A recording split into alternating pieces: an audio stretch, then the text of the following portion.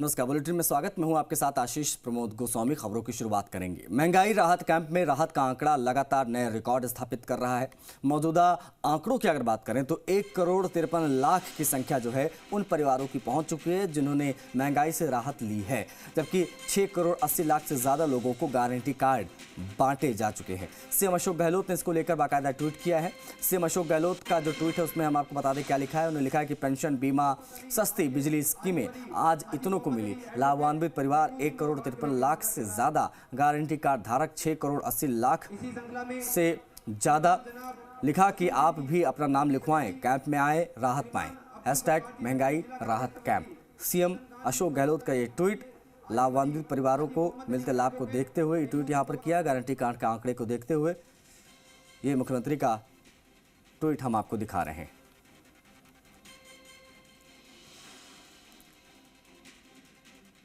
CM Ashok Gehlot लोगों को महंगाई से राहत दिलाने के लिए लगातार प्रयासरत हैं। कल सीएम गहलोत ने 3 जिलों का दौरा किया। दौरे के बाद सीएम ने अपनी भावना साझा की। सीएम ने 3 जगहों की सभाओं और रिस्पॉन्स को बेहतर बताया, अच्छा बताया। सीएम ने कोटपुतली के लिए लिखा, विश्वास उल्लास प्रभास। कोटपुतली का महंगाई राहत कैंप उम्मीदों के पूरे होने की खुशी का साक्षी बना। सीएम ने कल झुंझुनू स्थित बाबाई का भी दौरा किया। इस दौरान सीएम ने लिखा, झुंझुनू दौरे के लिए सीएम ने लिखा कि राहत मिले, चेहरे खिले। झुंझुनू स्थित बाबाई के महंगाई राहत कैंप में राहत मिलने की खुशी जाहिर कर लोगों को देखकर संतुष्टि हुई। ये दरअसल जो हम आपको बता रहे हैं ये ट्वीट्स हैं जो मुख्यमंत्री ने किए हैं अपने दौरों के बाद। ये मुस्कुराहट कायम रहे, सीएम ने लिखा है। सीएम ने कहा कि सीकर जिले के खंडेला का भी दरअसल दौरा किया और उसको लेकर भी महंगाई राहत कैंप के बारे में लिखा, सुविधाओं का जायजा लिया। कैंप में युवाओं, बुजुर्गों, महिलाओं की मुस्कान से राहत के संकल्प को बल मिला है। ये वो तमाम वक्तव्य हैं जो मुख्यमंत्री ने अपने ट्विटर पर लिखे हैं और लिखकर ये बताया है कि जिन राहत कैंपों में मैं जा रहा हूँ, मैं वहाँ पर क्या देख रहा हूँ, किस तरीके से लोगों को लाभ मिल रहा है। चेहरे खिले नज़र आ रहे हैं, लोग बहुत खुश हैं इन योजनाओं का लाभ लेकर।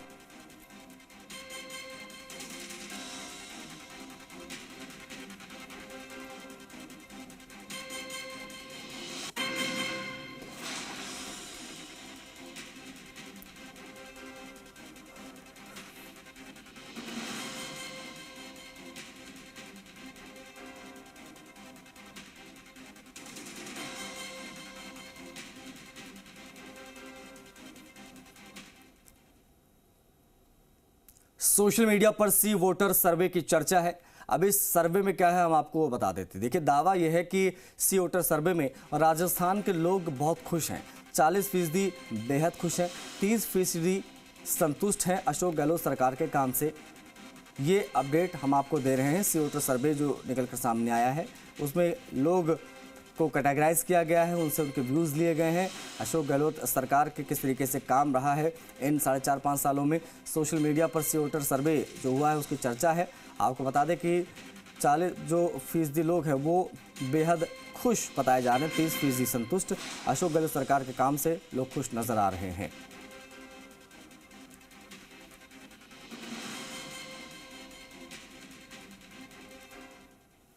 अलवर के शाहजहानपुर कस्बे में राजकीय महाविद्यालय खुलवाने की मांग को लेकर महाविद्यालय संघर्ष समिति अध्यक्ष सुरेश यादव वलुवास के नेतृत्व में शाहजहानपुर से 2 बसों से क्षेत्रवासी सीएम से मिलने कोटपुतली पहुंचे।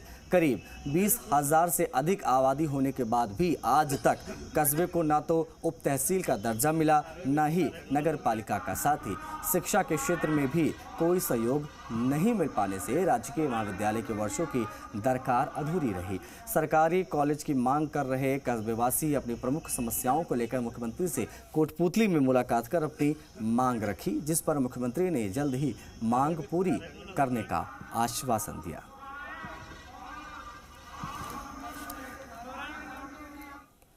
दिल्ली में निर्दलीय विधायक खुशवीर सिंह जोजावर का बड़ा बयान सामने आया है। जोजावर ने कहा कि राजस्थान में कांग्रेस सरकार की योजनाओं से कर्नाटक में कांग्रेस को फायदा हुआ है। ओपीएस योजना से हिमाचल और कर्नाटक में कांग्रेस जीती है। पिछले 6 महीने में राजस्थान की फिजा बदली है। राजस्थान सरकार की महत्वपूर्ण योजनाओं ने राजस्थान का माहौल बदल दिया है। आम जनता के लिए जारी की जा रही योजनाओं से जनता में उत्साह है, जिसके बाद एक बार फिर से राजस्थान में कांग्रेस की सरकार बनेगी। अशोक गहलोत के चौथी बार मुख्यमंत्री बनने का भी दावा इन्होंने किया। मैंने महसूस किया है पिछले 6 माह से कि कांग्रेस का गिराव बढ़ा है। इसका बहुत बड़ा योगदान रहा है इन योजनाओं का, मुख्यमंत्री जी की योजनाओं का कर्नाटक के चुनाव में, और राजस्थान में तो लागू ही हो गया। तो आम जन खुश है और ये मैं दावे के साथ कह सकता हूं कि सरकार रिपीट होगी। मुख्यमंत्री जी दोबारा मुख्यमंत्री, चौथी बार मुख्यमंत्री बनेंगे। बढ़ेंगे आगे। अलवर के बानसूर से खबर है। बानसूर में बीती रात गो तस्करों ने बोलेरो गाड़ी चालक पर हमला कर दिया। गो तस्कर गायों को पकड़ कर ले जा रहे थे। बोलेरो गाड़ी सवार पर कांच की बोतल से हमला किया गया। चालक और मरीज हमले में बाल बाल बचे। पुलिस की गश्त पर सवाल उठे। पीड़ित व्यक्ति ने पुलिस को फोन किया, लेकिन घंटे बाद पहुंची पुलिस मौके पर। बोलेरो गाड़ी चालक मरीजों को दिखाकर जयपुर आ रहा था। घर जाते वक्त कस्बे के अनाज मंडी के पास ये हमला हुआ।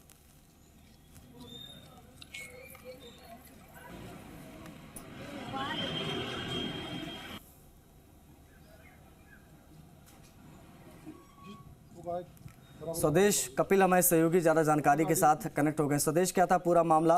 कांच की बोतल से हमला किया गया, बताएं खबर। मैं आपको बताना चाहूंगा, ये बानसूर में बीती रात की घटना है। एक परिवार जयपुर से बानसूर की ओर आ रहा था। रात को 12:30 बजे की घटना है। उस वक्त कुछ लोग जो कैंटरा गाड़ी लेके जा रहे थे जी, वो गायों को उठा के उसमें पटक रहे थे, जिस पर गाड़ी चालक ने उनको टोका तो गौ तस्करों ने उसको कांच की बोतल फेंक कर मारा, जो जिससे गाड़ी में लगी। वहीं उन्होंने गाड़ी में टक्कर मारी। चूंकि उसके साथ फैमिली थी, वो डर गया और मरीज थे, तो आदमी स्वाभाविक है कि घबरा जाता है। और लगातार ये जो गौ तस्कर हैं, चूंकि पिछली बार भी 2-3 घटनाएं हो चुकी हैं, लगातार गाड़ियों में टक्कर मार रहे हैं। इन्होंने बोतलों से इतना हमला किया कि वो व्यक्ति खुद भयभीत हो गया। वहीं पुलिस की गश्त नाकारा लगी। कहीं भी पूरे बानसूर ही नहीं देखे आप, बानसूर के अलावा मुंडावर, बहरोड, आप जो भी जिले हैं, रेवाड़ी पुलिस जिला है या अलवर जिला है, इसमें कोई भी पुलिस की व्यवस्था नहीं है। लगातार ये जब से चुनावी माहौल पैदा हुआ है, गौ तस्करी की घटनाएं लगातार बढ़ती जा रही हैं और पुलिस को लोग सोचते हैं, चूंकि आमजन खुद भयभीत है, उनका कैसे मुकाबला करे। वो पिछली बार फायरिंग भी कर चुके हैं, गाड़ियों को नुकसान पहुंचाते हैं, पत्थर मारते हैं। ये बात मामला है जी। ठीक है स्वदेश, बहुत शुक्रिया आपका इन तमाम जानकारियों को साझा करने के लिए। तो गो तस्करों को जब रोका तो गो तस्करों ने कर दिया हमला। हमले के बाद क्या स्थिति रही वो हम आपको दिखा रहे हैं। बारां के तलावाड़ा रोड पर प्रॉपर्टी विवाद को लेकर 2 दिन पहले फायरिंग हुई। फायरिंग में गंभीर रूप से घायल हुए कांग्रेस नगर अध्यक्ष साथ ही नगर परिषद के पूर्व उप सभापति गौरव शर्मा की मौत हो गई। पुलिस ने खुलासा करते हुए कांग्रेस के महासचिव सहित 2 लोगों को गिरफ्तार किया। इसके बाद पुलिस ने शव को अपने कब्जे में लिया, शव का पोस्टमार्टम कराया और परिजनों को सौंप दिया। पूछताछ में आरोपियों ने वारदात को अंजाम देने की बात एक्सेप्ट की। आरोपी राजेंद्र मुंडला और उनके साथी राम कंवर पुलिस की गिरफ्त में। 7 जून को उसका गौरव शर्मा पे वहाँ घटनास्थल पर ही कहासुनी हो गई थी और इसके लिए उसने प्री प्लान करके 2 दिन पहले ही as a shooter Ram Kumar Meena, जो उसका बचपन का दोस्त, एक अपराधी प्रवृत्ति का व्यक्ति है, उसको राजसमंद से बुला लिया था और उसको एज ए शूटर उसका यूज़ करते हुए गोली चलवाकर गौरव शर्मा की हत्या कर दी है। पुलिस ने महत्वपूर्ण सफलता हासिल करते हुए दोनों को अरेस्ट कर लिया है। माननीय न्यायालय से 3 दिन का पुलिस रिमांड प्राप्त कर लिया है। जो भी फैक्ट्स आएंगे इस संबंध में अनुसंधान में, उसके बारे में नियमानुसार कार्रवाई की जाएगी। कोटा जिले के सुकेत पुलिस ने हवाई जहाज का इंजन और नोजल पैन चोरी करने की वारदात का खुलासा कर दिया और 2 आरोपियों को गिरफ्तार किया है। इस दौरान पुलिस ने आरोपियों के कब्जे से 19 लाख रुपए कीमत के हवाई जहाज के इंजन और नोजल पैनल भी बरामद किए हैं। थानाधिकारी विष्णु सिंह ने बताया है कि चोरी की वारदात को अंजाम देने वाले आरोपी राजेंद्र और बंटी को गिरफ्तार कर लिया गया है। 3 अप्रैल को चोरी का मामला दर्ज हुआ। चोर NH-52 पर खड़े ट्रक से हवाई जहाज के इंजन और नोजल पैनल चोरी करके ले गए। इसके बाद पुलिस ने टीम का गठन किया और इन चोरों को पकड़ लिया।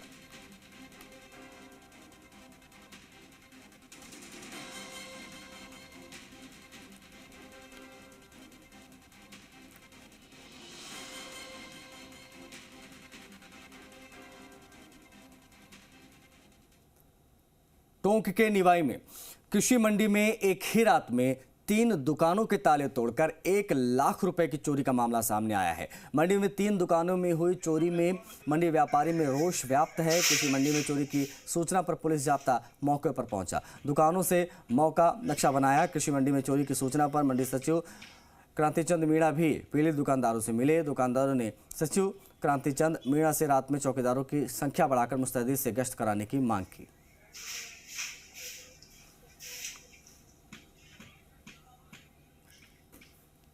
चोरों द्वारा ताले तोड़े गए, उसमें 37,000 रुपये का नुकसान हुआ। दूसरी फर्म गजानंद पदमचंद B29, जिसमें भी 50,000 रुपये का नुकसान हुआ। तीसरी फर्म हुई रामगोपाल राधामोहन B22, जिसमें 15,000 रुपये का नुकसान हुआ। थाना अधिकारी को जानकारी दे दी, FIR लॉन्च करवा दी, आके वो कर गए उनकी कार्रवाई। नागौर के लाडनू में विद्युत विभाग की लापरवाही का नतीजा आमजन को भुगतना पड़ रहा है। PHED विभाग भी इस भुगत रहा है। यहां पर 15 दिन पहले आए तूफान के बाद अभी तक टूटी लाइनों को विभाग के अधिकारी दुरुस्त नहीं कर पाए। ऐसे में करीब करीब 1 दर्जन से भी अधिक ट्यूबवेल बंद पड़े हैं। अब ग्रामीण क्षेत्र में पेयजल संकट गहरा गया है, लेकिन बावजूद इसके विद्युत विभाग के अधिकारी लापरवाह बने हुए हैं। 15 दिन बीत जाने के बाद भी अधिकारी अभी भी जल्द लाइनों को ठीक करने का मात्र आश्वासन ही दे रहे हैं। इतना ही नहीं, PHED विभाग के अलावा निबी जोधा की मेघवालों की ढाणी में घरेलू और रताव इलाके में कृषि कनेक्शन बंद पड़े हैं, लेकिन बावजूद डिस्कॉम से जुड़े निबी जोधा सहायक अभियंता नथुराम सीवर, कनिष्ठ अभियंता बजरंग बांगड़ ध्यान नहीं दे रहे हैं। वैसे में परेशानी के बाद अधिशासी अधिकारी रामचंद्र जांगलवा को अवगत करवा दिया गया है।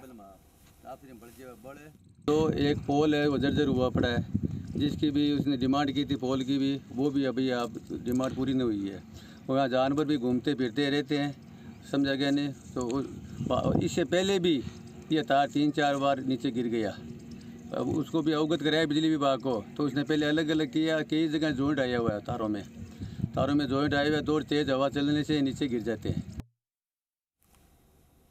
बाड़मेर की सरहदी में एक सनसनीखेज मामला सामने आया है, जहां पर शादी समारोह में ढोल बजाने वाले एक युवक ने कई महिलाओं को अपने झांसे में फंसाकर उनके साथ कई बार रेप किया। अश्लील वीडियो बना लगातार ब्लैकमेल करता रहा। कई महिलाओं ने तो बदनामी के डर से पुलिस में मामला दर्ज ही नहीं करवाया और आत्महत्या कर ली। इस संबंध में थाने में पहले कोई मामला दर्ज नहीं हुआ था, लेकिन 6 जून को एक महिला ने थाने में मामला दर्ज कराया। जो आरोपी है उसके द्वारा पीड़िता का अश्लील वीडियो बनाया गया है, उससे अश्लील वीडियो दिखा करके ब्लैकमेल किया है और 1 से ज़्यादा बार उसका बलात्कार भी किया है। FIR में ये भी है कि इस तरह से और भी पीड़िता हैं और कुछ लोगों ने इस भय से मुकदमा नहीं दिया है और सदमे में आकर के आत्महत्या करने की बात भी इसमें लिखी गई है। प्रथम दृष्टया आरोपी के खिलाफ जुर्म प्रमाणित होने से आरोपी को गिरफ्तार कर लिया गया है। अभी वर्तमान में वो पुलिस रिमांड पर चल रहा है, जिससे सघन पूछताछ करके पूरे मामले का खुलासा किया जाएगा। बूंदी के कापरेन शहर के वार्ड 5 टीचर कॉलोनी निवासी बुजुर्ग महिला 75 वर्षीय जसप्रीत कौर के साथ अज्ञात बदमाशों ने मारपीट कर कान की सोने की बाली लूटी और मौके से फरार हो गए। बुजुर्ग महिला के साथ बदमाशों द्वारा मारपीट करने से महिला घायल भी हो गई। घटना के कुछ देर बाद महिला को घायल अवस्था में देखा गया। उसके बाद में पुलिस को परिजनों ने सूचना दी, जिसके बाद पूरा मामला जो है वो संज्ञान में आया। पुलिस ने मामला दर्ज कर लिया है और तलाश तेज कर दी है। सीकर जिले के लोसल कस्बे में एक महिला के साथ मारपीट कर उसके बाल काटने का वीडियो वायरल हो रहा है। इस घटना में आरोपियों के खिलाफ कार्रवाई कराने की मांग को लेकर पीड़िता के परिवार वालों ने पुलिस अधीक्षक को ज्ञापन सौंपा, कार्रवाई की मांग की। परिजनों का आरोप है कि महिला को अभी भी बंधक बनाकर रखा गया है और उसके साथ मारपीट हो रही है। समाज के प्रदेश अध्यक्ष सवाई सिंह मालावत ने बताया कि महिला के साथ बेरहमी से मारपीट हुई है और उसके बाल काटे गए हैं। इस घटना के बाद से समाज में आक्रोश है।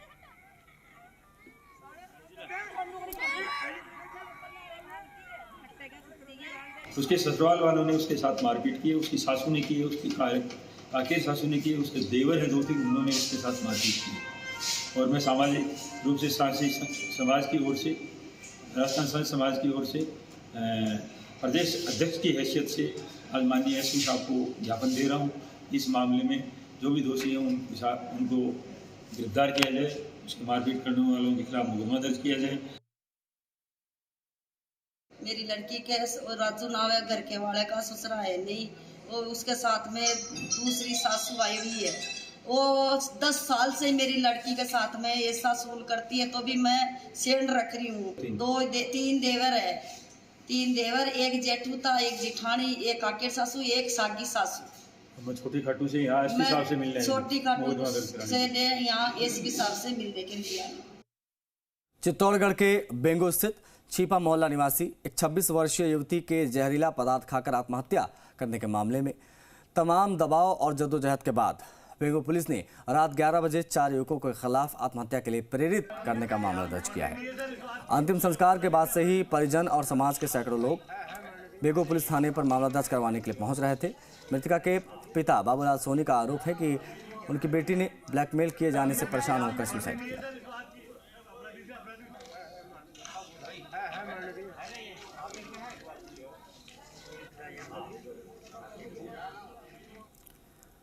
जयपुर के दूदू में चालक को नींद की झपकी आने से दूध का टैंकर गड्ढे में गिर गया, फंस गया।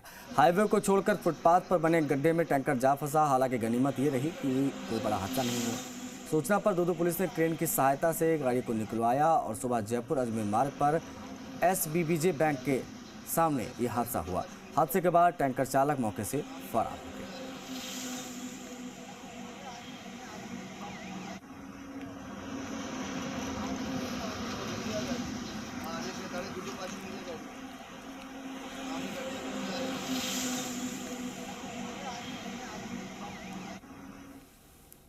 टोंक के पीपलू में जलदाय विभाग की कार्रवाई सामने आई है। कलेक्टर के निर्देश पर 20 अवैध कनेक्शन काटे।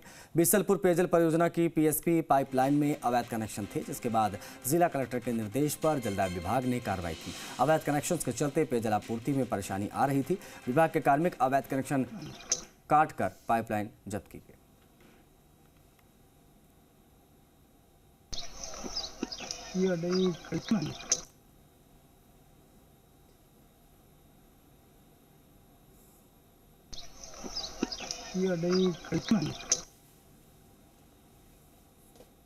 बूंदी के कापरेन शहर के वार्ड 5 टीचर कॉलोनी निवासी बुजुर्ग महिला 75 वर्षीय बदमाशों ने उनके साथ लूटपाट की।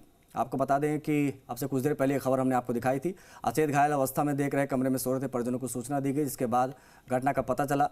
परिजनों ने थाने में जाकर थानाधिकारी बुजुर्ग महिला को जो है शिकायत कराई। लेकिन अगली खबर की बात कर लेते हैं। जयपुर से खबर है, मारो जयपुर प्यारो जयपुर अभियान। आज जयपुर की जनता निकालेगी पैदल मार्च। आगे आगे संत, महंत, मौलवी, पादरी और ग्रंथी चलेंगे। जयपुर को एक ही जिला रहने देने की तख्तियां और पिंक झंडे हाथों में लेकर शहरवासी बढ़ाएंगे कारवां। पैदल मार्च में सर्व समाज के लोग होंगे शामिल। पैदल मार्च रामनिवास पार्किंग ग्राउंड में प्रारंभ होकर न्यू गेट चौड़ा रास्ता, त्रिपोलिया गेट, यू टर्न चौड़ा रास्ता, न्यू गेट होते हुए अल्बर्ट हॉल पर समापन होगा। खाद्य मंत्री प्रताप सिंह खाचरियावास कह चुके हैं, जयपुर पहले जैसा रहेगा, अफवाहों पर ध्यान न दें।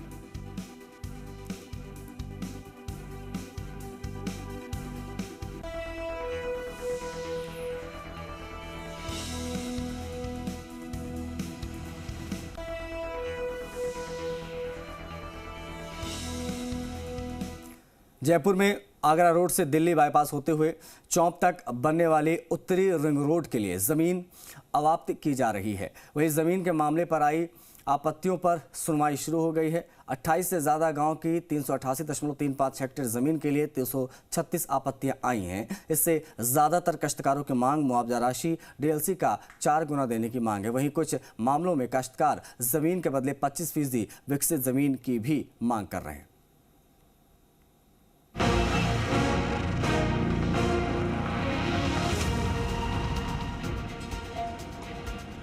जयपुर शहर में ट्रैफिक के दबाव को देखते हुए बनने वाली नॉर्दर्न रिंग रोड को लेकर कवायद शुरू हो गई है। करीब 45 किलोमीटर लंबाई में प्रस्तावित नॉर्दर्न रिंग रोड पर 3000 करोड़ रुपए की लागत आने का अनुमान है। ये रिंग रोड आगरा रोड से दिल्ली बाईपास अचरोल होते हुए चौक तक बनेगी। उत्तरी रिंग रोड के लिए जमीन अवाप्ति की जा रही है। जमीन के मामले पर आई आपत्तियों की सुनवाई जयपुर जिला कलेक्ट्रेट में हो रही है। जिला प्रशासन की ओर से की जा रही सुनवाई में पिछले 3 दिन में 95 आपत्तियां सुनी गई, जिसमें अधिकांश किसानों ने दिए जा रहे नगद मुआवजे को 4 गुना तक देने की मांग की है। हालांकि कुछ मामलों में काश्तकारों ने जमीन के बदले विकसित जमीन देने की मांग रखी, लेकिन विकसित जमीन वाले मामले पर प्रशासन ने जमीन नहीं देने की बात कही है। इसके पीछे तर्क है कि NHAI उतनी ही जमीन अवाप्त कर रहा है जितनी जमीन पर प्रोजेक्ट बनना है। अभी प्रारंभिक स्तर पे 3A की कार्यवाही है। इसके अंदर सभी ने जनरली जो आ रही है आपत्तियां मुआवजे से संबंधित है, उसकी कार्यवाही 3D की जब जारी होगा गैजेट नोटिफिकेशन उसके बाद होगा। सभी को ये बताया जा रहा है कि 3D का जब नोटिफिकेशन जारी हो पुनः अपने आपत्तियां दें और उसी के बाद मुआवजे का निस्तारण किया जाएगा। अतिरिक्त जिला कलेक्टर द्वितीय अमृता चौधरी ने बताया कि नए भूमि अवाप्ति अधिनियम 2013 के तहत शहरी सीमा से अगर 10 किलोमीटर दूरी तक कोई जमीन अवाप्त की जाती है तो जमीन की DLC का 1.25 गुना राशि नगद मुआवजे के रूप में दी जाती है। इसी तरह जमीन अगर शहरी सीमा से 10 से ज्यादा और 20 किलोमीटर तक है तो उस पर 1.50 यानी 1.5 गुना, अगर जमीन 21 से 30 किलोमीटर तक की दूरी पर है तो जमीन का मुआवजा DLC का 1.75 गुना और अगर जमीन 30 किलोमीटर से ज्यादा दूर है तो उसका 2 गुना मुआवजा देने का प्रावधान है। जयपुर, अजमेर और जोधपुर में विकास प्राधिकरण की सीमा तक शहरी सीमा मानी जाती है। इस मामले में जयपुर जिला प्रशासन की ओर से सुनवाई की जा रही है। एक बार ये आपत्तियां सारी हो जाए, हम हमारी तरफ से प्रपोजल भिजवाएंगे NHAI को, वहां से फाइनल प्रपोजल्स आएंगे और तत्पश्चात इनके मुआवजा निर्धारण की कार्यवाही होगी और तत्पश्चात आवाप्ति की कार्यवाही रहेगी। बहरहाल शहर में ट्रैफिक के दबाव को देखते हुए नॉर्दर्न रिंग रोड को बनाने के लिए प्रयास शुरू हो गए हैं। नॉर्दर्न रिंग रोड से आगरा और दिल्ली रोड को कनेक्टिविटी दी जा रही है। इससे दिल्ली से आने वाला ट्रैफिक जो भरतपुर, आगरा और दौसा के अलावा टोंक और कोटा रूट पर जाना चाहता है, उसे रिंग रोड बनने के बाद जयपुर शहर की सीमा से होकर नहीं गुजरना पड़ेगा। इस साल अगस्त से जमीन का कब्जा लेना शुरू होगा। अक्टूबर तक पूरे प्रोजेक्ट के लिए जमीन का कब्जा लेने का लक्ष्य है। दीपक गोयल, जी मीडिया, जयपुर। जयपुर मंत्रालय कर्मचारियों का महापड़ाव जारी है। इस खबर की बात कर लेते हैं क्योंकि सचिवालय में देर रात चली बैठक में वार्ता विफल हो गई। अब कार्मिक विभाग के प्रमुख सचिव के साथ कर्मचारी नेताओं से वार्ता हुई है। कर्मचारियों की मांगों पर कमेटी गठन को लेकर गतिरोध है। प्रदेश अध्यक्ष गजेंद्र सिंह ने कमेटी गठन का विरोध किया है। कार्मिक विभाग के सचिव ने कमेटी गठन को लिखित में देने से मना किया है। 61 दिनों से यह आंदोलन जारी है। समाप्त करने को लेकर ये बैठक चल रही थी। एकीकृत महासंघ का धरना जो है वो जारी रहेगा। ये अपडेट है इस पूरे मामले में। देर रात तक जो बैठक चली सचिवालय में, दरअसल वो बैठक जो है वो विफल रही। उस बैठक का कोई परिणाम नहीं निकला। ऐसे में 61 दिनों से जो महापड़ाव जारी है, प्रदर्शन वो जारी रहेगा।